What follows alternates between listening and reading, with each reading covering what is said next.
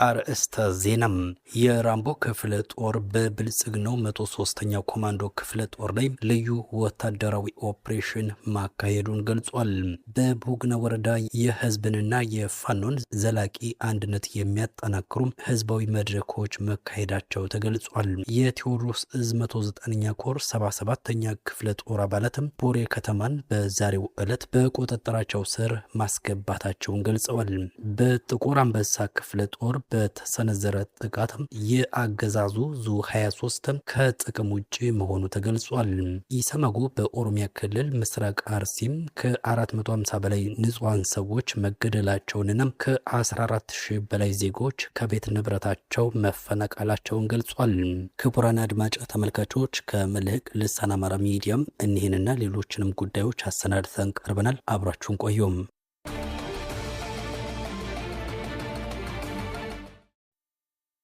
በአማራ ክልል እየተካሄደ ባለው የህልውና ተጋድሎና ቀጠናዊ ወታደራዊ እንቅስቃሴም በአፋብን ሸዋ ጠቅላይ ግዛት አሳምነው እዝ የአጼ አምደ ጽዮን ኮር አካል የሆነው የራምቦ ክፍለ ጦር በአገዛዙ ታጣቂ ኃይል ላይ በአይነቱ ለየት ያለና ከፍተኛ ውጤት የተገኘበትም ልዩ ኦፕሬሽን ማካሄዱን የኮሩ ሚዲያና ኮሚኒኬሽን ክፍል ይፋ አድርጓል።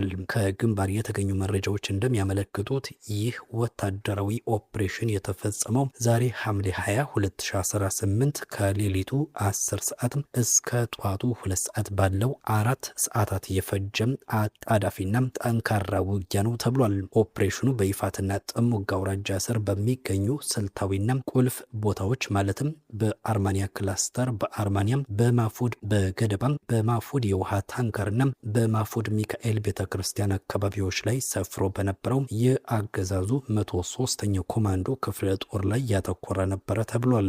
የራምቦ ክፍለ ጦር ባካሄደው የተቀናጀም ስልታዊና መብረቃዊ ማጥቃትም የጠላትን ምሽጎች ሙሉ በሙሉ ማስለቀቅ የቻለ ሲሆን በኮማንዶ ክፍለ ጦሩ አባላት ላይም የማያዳግም እርምጃ በመውሰድ በርካታ ቁጥር ያላቸውን የአገዛዙ ታጣቂዎች መግደሉንና ከፍተኛ ሰብአዊና ቁሳዊ ኪሳራ ማድረሱን አስታውቋል።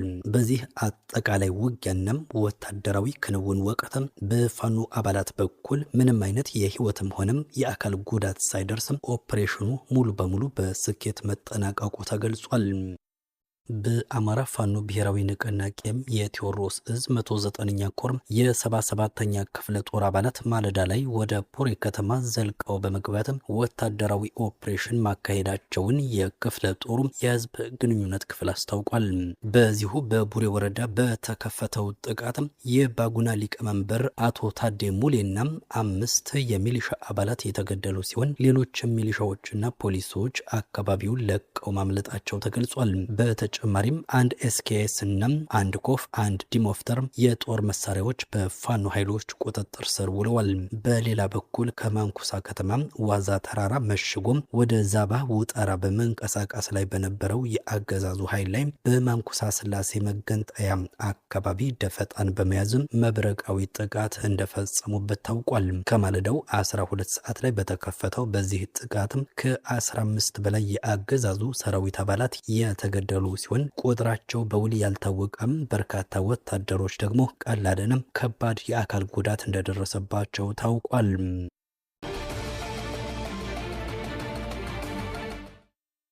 የሌተናል ጀነራል መሐመድ ተሰማ ዋና አጃቢ የነበረው 10 አለቃ ሀብቴም አገዛዙን በመክዳት የአማራ ፋኖ ብሔራዊ ኃይልን ተቀላቅሏል።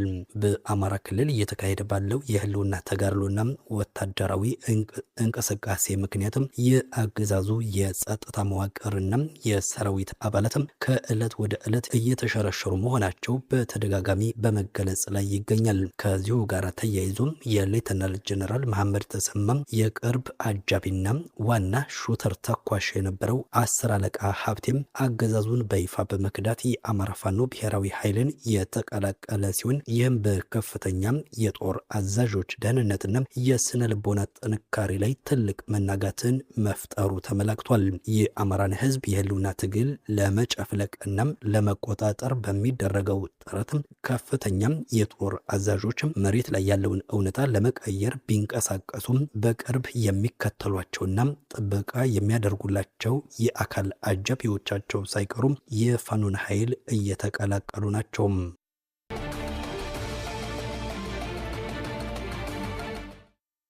ብፁዕ ወቅዱስ አቡነ ማትያስ በአማራና በማዕከላዊ ኢትዮጵያ ክልል በገዳማትና በምዕመናን ላይ የተፈጸሙ ጥቃቶችን በጽኑ ኮንነዋል። አጥፊዎችም ለፍትህ እንዲቀርቡ ጠይቀዋል።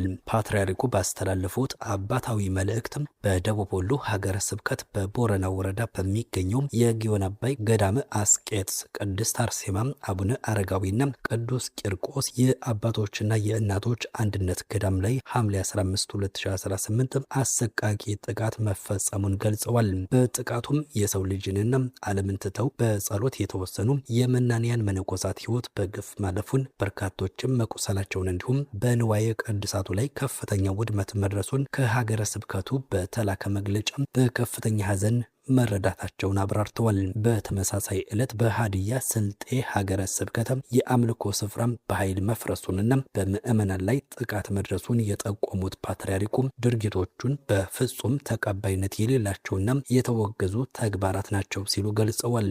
ይህ በእንዲህ እንዳለ የኢትዮጵያ ሰብአዊ መብቶች ጉባኤ ኢሰመጉም በኦሮሚያ ክልል ምስራቅ አርሲ ዞን በተለያዩ ወረዳዎች ከ2014 ጀምሮ እስከ ግንቦት 24 2018 ድረስ በተፈጸሙ የሰብአዊ መብት ጥሰቶች ላይ ያካሄደውን የምርመራ ግኝት ይፋ ባደረገበትም 158ኛ ልዩ መግለጫውም ቢያንስ ከ450 በላይ ንጹሐን ዜጎች መገደላቸውን አስታውቀዋል።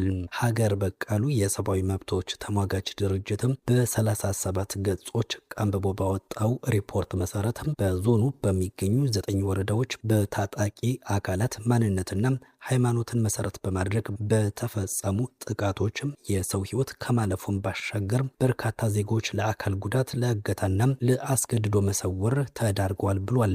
በተጨማሪም ከ14000 በላይ ሰዎች ከቀያቸው የተፈናቀሉ ሲሆን በርካታ አብያተ ክርስቲያናትና የግል ንብረቶች መዘረፋቸውንና መውደማቸውን አመላክቷል።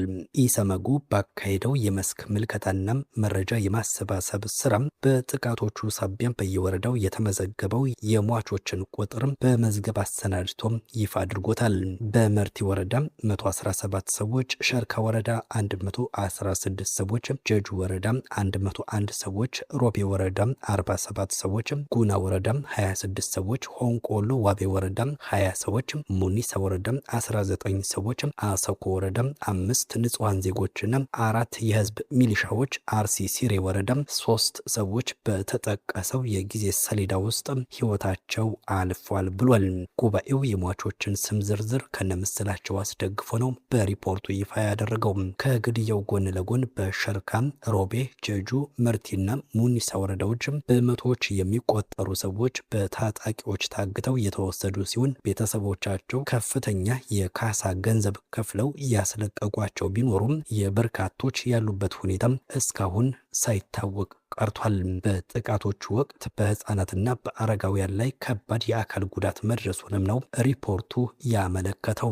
የደህንነት ስጋቱ በዞኑ ከፍተኛ መሆኑን የጠቀሰው መግለጫው በጀጁ 6216፣ በሸርካ 3746፣ በአሰኮ 2133፣ በሮቤም 1207፣ በመርቲ 1036፣ በሙኒሳም 29፣ በጉና 21 በወረዳዎች በጠቅላላው ከ14000 በላይ ዜጎች መፈናቀላቸውን አስረድቷል። ክቡራን አድማጭ ተመልካቾች የሰዓቱ ዘገባዎቻችን የተከታተላችኋቸውን ይመስሉ ነበረም። ጤና ይስጥልን።